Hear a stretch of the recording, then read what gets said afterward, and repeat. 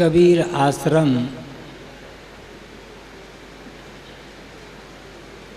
कड़खड़ी बड़ौदा गुजरात से पधारे श्रद्धेय संत श्री ज्ञान साहेब जी, कबीर आश्रम सालेबंडा हैदराबाद से पधारे श्रद्धेय श्री बोधपुरी साहेब जी, मूद मंगलमय संत समाज, धर्म प्रेमी सज्जनों, श्रद्धा मूर्ति देवियों,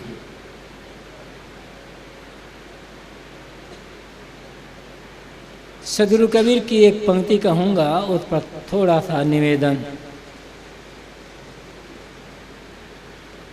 सदगुरु कहते हैं, संतों जागत नींद न कीजिए। ऐ संतों जागते रहो, नींद मत लो, सो मत। आप कह सकते हैं कि यह बात कबीर साहब केवल संतों के लिए कह रहे हैं, हम गृहस्थों के लिए नहीं कह रहे हैं। लेकिन ऐसी बात नहीं है। कबीर साहब की दृष्टि में मानव मात्र संत हैं, क्योंकि मूल रूप में मानव मात्र में कोई अंतर नहीं है। जो अंतर है वो बहुत बाहरी है, स्थूल है। चाहे किसी देश का नागरिक हो, किसी मत पंथ संप्रदाय का मानने वाला हो, किसी जाति वर्ण मजहब का हो, काला हो, गोरा हो, स्त्री हो, पुरुष हो, सबका शरीर उन्हीं मिट्टी, पानी, आग, हवा से निर्मित है और सबके भीतर एक समान चेतन तत्व बैठा हुआ है। अंतर कहाँ है? मिट्टी, पानी, आग, हवा में अंतर है नहीं।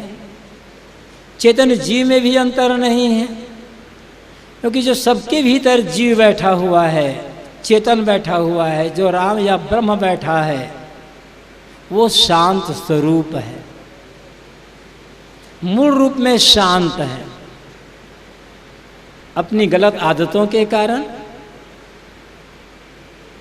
अज्ञान अविद्या के कारण वह अशांत बना हुआ है। मूलतः फर्क नहीं है। इसलिए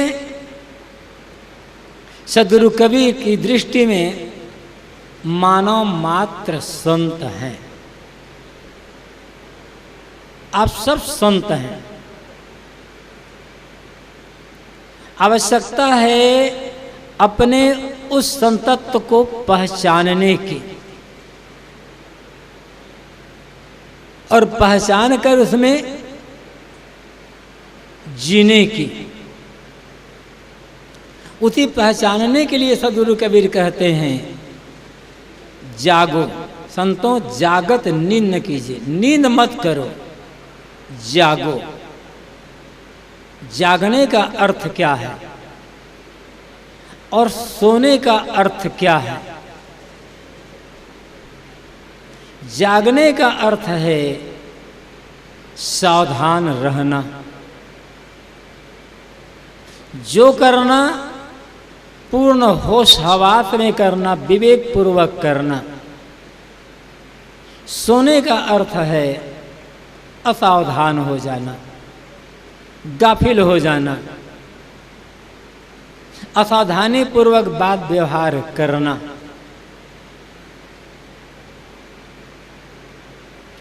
छोटी सी छोटी क्रिया हो, जाग करके करेंगे, होश पूर्वक करेंगे तो कहीं गड़बड़ी नहीं होगी। हम जागते कहाँ हैं? जागने वाला कोई कोई बिरला होता है।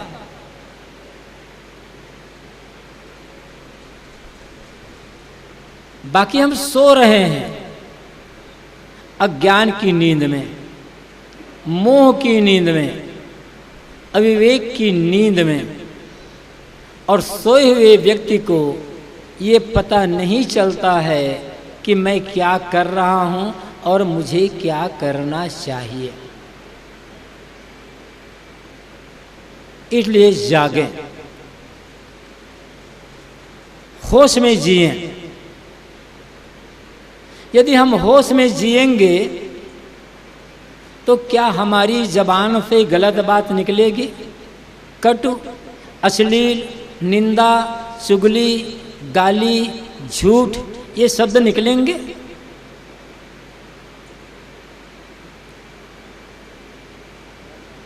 होश में जीने वाला व्यक्ति किसी के लिए शब्द कहेगा, किसी को गाली देगा?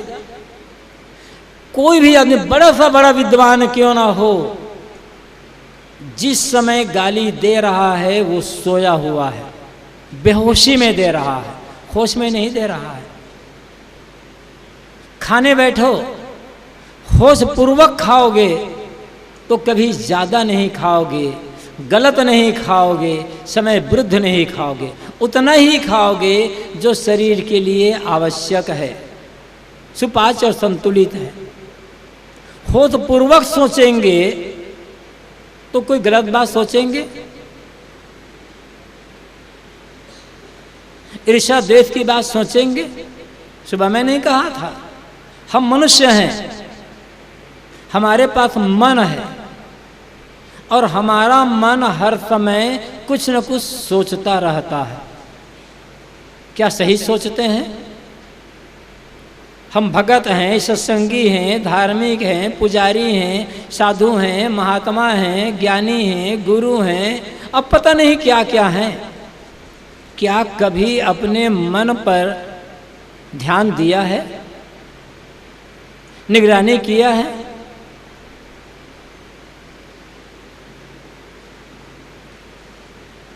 यदि मन पर निगरानी करते तो जीवन जैसा आज है वैसा न होता, कुछ और होता। एक प्रयोग करके देखिए। हमारे गुरुदेव जी प्राय कहा करते थे, बाहर से तो अपने को बड़ा ज्ञानी, समझदार, विद्वान, भगत और पता नहीं क्या क्या मानते हो, भीतर क्या है? एक प्रयोग करिए,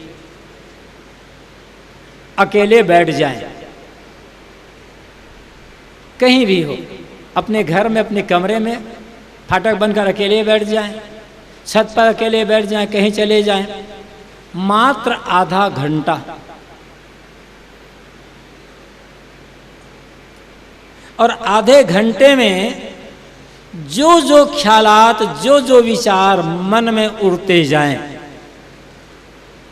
ईमानदारी पूर्वक ज्यों का त्यों लिखते चले जाएं। कोई बुरा छिपाने, कोई काट छाट नहीं, जो सोचे मन लिखते चले जाओ। आधा घंटा में जो विचार मन में आए, मन ने जो बात सोचा उसे आपने लिख लिया है, दूसरे को दिखाने की हिम्मत नहीं होगी।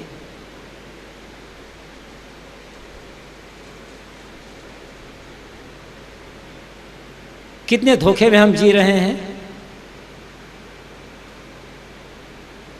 हमारा मन हर समय सोचता है। किसी से पूछो, आप जो सोचते हैं क्या सही सोचते हैं? किसी से पूछ लो, कोई नहीं कहेगा कि मैं गलत सोचता हूं। हर आदमी यही कहेगा कि मैं सही सोचता हूं। कसौटी क्या है? पहचान क्या है सोचने की? एक कसौटी कसना होगा हम लोगों को। ये जो ऊपर बैठे हैं हम लोग सफेद कपड़ा में, आप लोग नीचे बैठे हो, सब बराबर हैं, थोड़ा बहुत अंतर हो सकता है।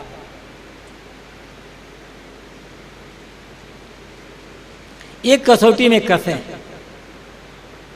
मान लो ऐसा कोई कैमरा आ जाए, देखिए हमारे सामने कैमरा लेकर खड़े हैं, जो हम बोल रहे हैं रिकॉर्डिंग करते चले जा रहे हैं। मान लो एक ऐसा कैमरा आ जाए जिस कैमरे से हम जो सोच रहे हैं वो रिकॉर्ड हो जाए, या उसका फोटो खींच लिया जाए। जो हमने सोचा वो रिकॉर्ड कर लिया गया या उसको फोटो खींच लिया गया, और फोटो को धो करके साफ करके सबके बीच में दिखाया गया, और फोटो को उस फोटो को देख करके सिर शर्म से झुक जाए तो समझना कि मैं क्या सोच रहा था। और फोटो को देख करके सबके बीच में छाती गर्व से चौड़ी हो जाए, सिर उठा हो जाए, सिर ऊपर उड़ जाए तो समझना हाँ मैं सही सोच रहा था। ये कसौटी घटना होगा। ये होश में जीने का लक्षण है, और यही सबसे बड़ी पूजा है, ये सबसे बड़ी भक्ति है। इस भक्ति पूजा के समान बाहर कोई भक्ति नहीं है। कहाँ हम होश में जी रहे हैं? होश में जीने वाले व्यक्ति के लिए दुनिया में दुख है ही नहीं। शरीर को कष्ट होगा, परेशानी होगी, ठंडी लगेगी, गर्मी लगेगी, कीड़े काटेंगे, मच्छर काटेंगे, रोग आ जाएगा, भूख प्यास लगेगी, लेकिन मन में दुख नहीं होगा। मन निर्भय निश्चिंत। ये होश में जीने का लक्षण। होश में जीने वाले व्यक्ति के लिए हर जगह आनंद ही आनंद, सुख ही सुख। उसके लिए हर समय सतयुग ही सतयुग है, उसके लिए कहीं कलयुग है ही नहीं। और याद रखिए, जैसा आप कलयुग सतयुग के बारे में सुनते हैं या शास्त्रों में पढ़ते हैं, ऐसा ना कलयुग हुआ है ना ऐसा सतयुग हुआ है। चारों वेदों में ये सतयुग, द्वापर, त्रेता, कलयुग का नाम ही नहीं है। छहों शास्त्रों में नाम नहीं है, और 11 उपनिषदों में भी चारों युगों का कहीं नाम ही नहीं है। ये तो बहुत बाद में कल्पना कर ली गई है, लेकिन चारों युगों को हम रोज अपने जीवन में जीते हैं। कलयुग को भी जीते हैं और सतयुग को भी जीते हैं। चारों युगों का नाम पहली बार ऐतरेय ब्राह्मण नाम के ग्रंथ में आया है। वहां इंद्र, हरिश्चंद्र और रोहित, इन तीनों की कथा है। उसी कथा के बीच में इंद्र ने रोहित कुमार से कहा है, कलि शयानो भवत् संजिहानस्तु द्वापरः उत्तिष्ठमत् त्रेता भवत् कृतम संपदते चरण। ये पहली बार ऐतरेय ब्राह्मण में आया, और वहीं से बाद में मनुस्मृति में ये श्लोक आया। इसका अर्थ होता है कलयुग सोया हुआ है,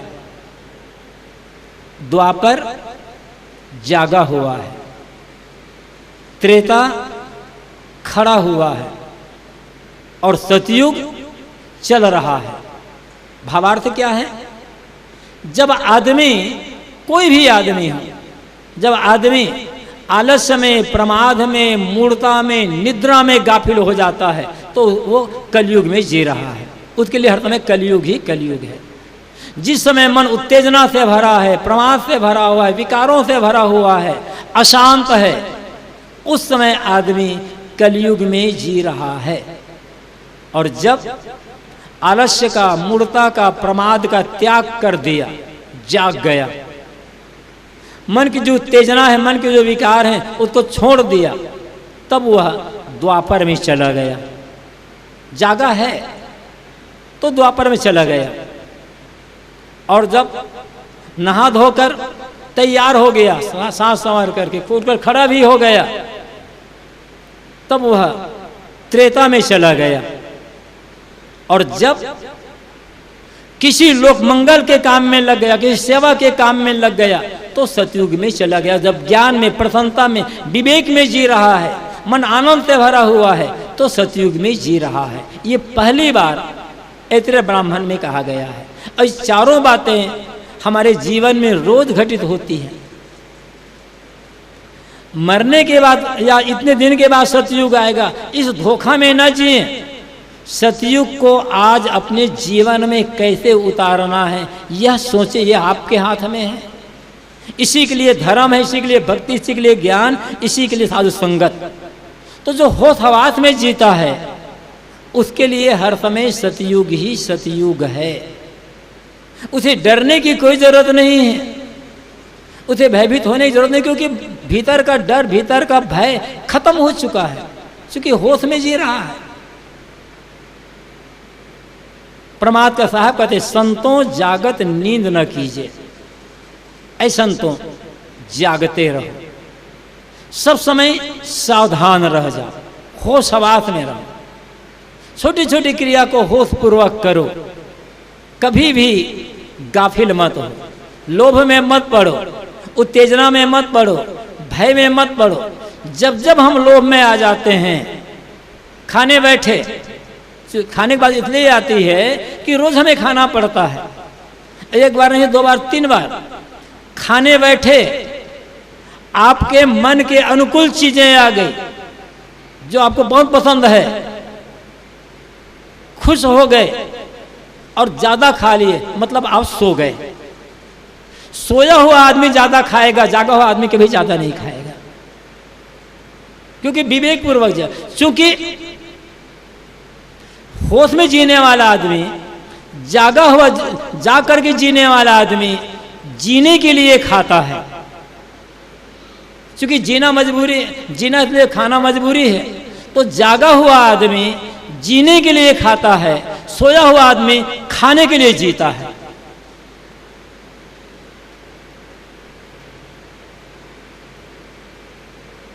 ये फर्क है, क्योंकि उसे चीज पसंद आ गई, बस खाते चले गए, खाते चले, आगे परिणाम क्या होगा पता नहीं है। ये आत्मा परमात्मा की बात, ज्ञान विवेक विचार की बात सब जानते हैं। जिह्वा पर संयम नहीं है, कौन सा ज्ञान, कौन सा त्याग, कौन सा वैराग, कौन सी साधना, कौन से आत्मा परमात्मा। कितना खाना चाहिए ये समझ नहीं पा रहे हैं तो कहाँ जाग रहे हैं। जागने का अर्थ क्या होता है? भागना।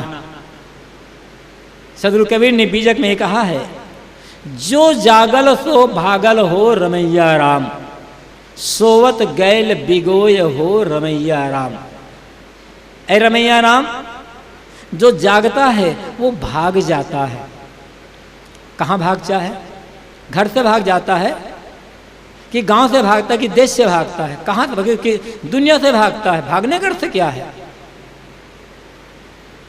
घर में लड़ाई हो गई, खटपट हो गई, नाराज हो गए, भागकर चले गए गुरु के आश्रम पर। अब घर में नहीं रहूंगा, अब साधु बन जाऊंगा। पिनक में आ गए, जोश में आ गए, गुरु के आश्रम में चले गए। और गुरु ने कहा बेटा ये काम करना है, तो वहां से भी भाग गए।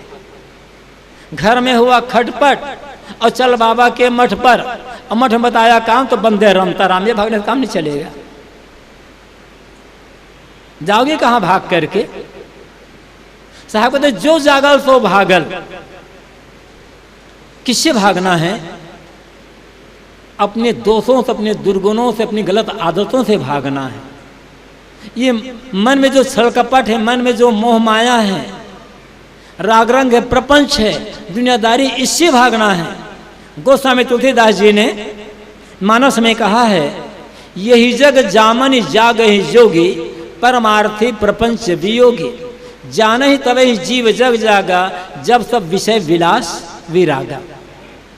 जितने भी गलत कर्म हैं वे सारे बात व्यवहार जो अपने लिए और दूसरों के लिए दुखदायी हैं, इनका त्याग कर देना ही भागना है। और भागने का मतलब नहीं है, भागने का मतलब अपने कर्तव्य कर्म को छोड़ना नहीं है। भागने का मतलब समाज विमुख होना नहीं है। भागने का मतलब है बुराइयों से भागना। दोस्तों दुर्गुणों से भागना, मन के कुटेव से भाग जाना, अंदर जो अहंकार है, अंदर जो छलकपट है, इनका त्याग कर देना, ये भागना है। और सब भाग गए, छलकपट का त्याग कर दिए, बस खत्म, सब दुख का कोई अवसर ही नहीं रह गया। क्यों हम दुखी होते हैं, कभी विचारते हैं? दुख का कारण क्या है? दुख का कारण बाहर कहीं नहीं है। दुख का कारण है हमारा अविवेक, हमारा अहंकार, हमारा मिथ्या स्वार्थ। इनका त्याग करना ही भागना है। लेकिन आदमी किस किस का अहंकार कर लेता है और मिथ्या स्वार्थ में पड़ के कैसे कैसे घृणित काम कर बैठता है, आप अच्छी तरह जानते हैं। लेकिन आदत बिगड़ी हुई है, न अहंकार का त्याग कर पाता है और न मिथ्या स्वार्थ का त्याग कर पाता है। सदगुरु कहते हैं, संतों जागत नींद न कीजिए। ऐ संतों, जागते रहो, सब समय जागरूक, सब समय जागरूक। जागने का मतलब क्या है? मैंने कहा सावधानी, और ये सावधानी ही साधना है। कबीर साहब की भाषा में सावधानी ही साधना है। सदगुरु कबीर ने सहज समाधि की बात कही है और सहज साधना की बात कही है। थोड़ी चर्चा 5-7 मिनट का अपनी बात समाप्त करूंगा। सहज समाधि बैठ करके की जाती है। सहज साधना का मतलब है वह साधना जो हर समय हर जगह कोई भी व्यक्ति कर सकता हो, जिसके लिए समय का प्रतिबंध न हो, स्थान का प्रतिबंध न हो, व्यक्ति का प्रतिबंध, कहीं भी कोई भी कर सकते हो। रास्ता चल रहे हो, कोई काम कर रहे हो, कोई भी काम कर रहे हो, खाते समय, बोलते समय, रास्ता चलते समय, काम करते समय, कोई भी काम करते समय ये देखिए कि मेरा मन क्या सोच रहा है। गलत तो नहीं सोच रहा है, दूसरे की बुराई तो नहीं सोच रहा है। सावधानी पूर्वक मन को देखते रहना और मन में जो गलत आ जाए उनको हटाते रहना, जो मलिनता आ जाए उनको हटाते रहना, ये सहज साधना है। हर समय। लेकिन ऐसा नहीं होता है। सहज साधना वह साधना है जो हर काम को साधना बना लिया जाए। खाना साधना है आपके लिए, भोजन करना साधना है आपके लिए, काम करना साधना है आपके लिए। एक संत से किसी ने पूछा, महाराज जी आपकी साधना क्या है? संत ने कहा, जब भूख लगती है तो खा लेता हूं और जब नींद लगती है तो सो जाता हूं, ये मेरी साधना है। उस साधक ने कहा, महाराज ये कौन सी बड़ी बात, ये काम तो हम भी करते हैं, भूख लगती है हम भी खाते हैं, नींद लगती है हम भी सोते हैं। लेकिन क्या ऐसा है? क्या आप ऐसा करते हो? आप खाना खाने बैठते हो, क्या आपका अभ्यास है, अंधेरी रात भी हो जाए, बिजली भी चली जाए ना, सामने थाली में भोजन आ जाए, हमारा हाथ थाली में जाएगा, रोटी उठाएगा, मुंह में ले जाएगा, नाक में नहीं ले जाएगा। अभ्यास है। लेकिन खाते समय क्या सोच रहे हो आप? खाते समय आपका मन केवल खाने में है या किसी से बात कर रहे हो, किसी से लड़ रहे हो, किसी को डांट रहे हो, या बाजार में सौदा बेच रहे हो, या ऑफिस में काम कर रहे हो? जरा सोचिए तो भला। 10 मिनट खाते हो, उसमें 10 और काम भी कर लेते होगे। कभी कभी ऐसा अवसर आया होगा, अब खाना खाने बैठे होंगे, 2-4 मिनट हो गए आपको खाते समय, आपकी पत्नी ने पूछा 2-4 मिनट पश्चात, कहो जी सब्जी कैसी बनी है? सब्जी नमक कैसा है? आप कहते हैं नमक कैसा है? अच्छा रुको बताता हूँ। क्या कर रहे थे अब तक? खा रहे थे, बाजार में सौदा बेच रहे थे। मतलब आप वहां नहीं थे, आप जाग नहीं रहे थे, आप सोए सोए खा रहे थे। यदि जाकर खाते ना, पहले ही कौर में आपको पता चल जाता कि नमक ज्यादा है या कम है। 5 मिनट खा लिए फिर भी कहते हो अच्छा रुको अभी चक्कर बताता हूं। मतलब आप जाग नहीं, सो रहे थे उस समय, आप वहां नहीं थे, कहीं और जगह थे। एक समय में एक जगह होना, खाना खाओ, उसी पर ही मन को केंद्रित कर लो। खाना आपका ध्यान बनेगा, खाना आपका साधना बनेगा, खाना आपका भजन बनेगा, खाना आपका पूजा बन जाएगा। ये सहज साधना है। काम कर रहे हो, देखो अपने मन को, काम तो कर रहे हैं, अभ्यास है। क्या सोच रहा है मन? उदास तो नहीं है, लोभ में पड़कर तो नहीं कर रहा है, कोई तो नहीं सोच रहा है। हर समय अपने मन को वाच करते रहना, देखते रहना कहीं भी। ये सद्गुरु कबीर की सहज साधना है। हर समय ये साधना चल सकती है। जब ये साधना चलेगी, हर समय हम अपने मन पर निगरानी करते रहेंगे, तब सहज समाधि बनेगी। संतों सहज समाधि भली। साहब के एक भजन है, सहज समाधि वह समाधि है जिसमें किसी प्रकार की कोई बनावट नहीं है, कोई पकड़ नहीं है, कोई आरोपण नहीं है। सहज का अर्थ होता है नेचुरल, स्वाभाविक, प्राकृतिक। कुछ भी पकड़ है मन में तो सहज नहीं है। हमारा जो स्वभाव है, हमारा जो स्वरूप, हर व्यक्ति के भीतर जो बैठा हुआ चेतन तत्व है, आत्म तत्व है, वो सहज है। वो चेतन न स्त्री है, न पुरुष है, न बूढ़ा है, न बालक है, न साधु है, न गृहस्थ है, न कुछ नहीं। वो तो सिर्फ चेतन है, सिर्फ ज्ञान स्वरूप है, शांत स्वरूप है। और उसका अनुभव ये सहज समाधि में होगा। सहज समाधि, जिस समाधि में कोई पकड़ नहीं है, कोई आरोपण नहीं है।